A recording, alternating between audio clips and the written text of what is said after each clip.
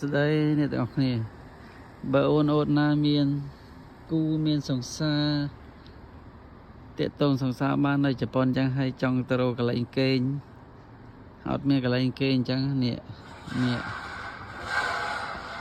សន្តាគារនៅគ្រប់កន្លែងនៅប្រទេសជប៉ុន Eller Hotel តម្លៃធូរថ្លៃទាំងគ្នាវាយលើ Google Map ទៅវានឹងចេញហើយនៅគ្រប់ទីកន្លែងនេះតើគ្នារស់នៅកន្លែងណាគឺមាន search ទៅនឹងឃើញហើយតម្លៃធូរថ្លៃទេវាដូចជាទេសនានៅស្រុកខ្មែរយើងដែរនៅចិត្តផ្ទះខ្ញុំមានមួយតែខ្ញុំអត់ដឹងទេអត់ដែលធ្លាប់ចូលផងអានឹងគឺតែជាការ recommend ទេសម្រាប់អ្នកមានសង្សារអីបើអត់ស្គាល់កន្លែងគេអញ្ចឹងនេះ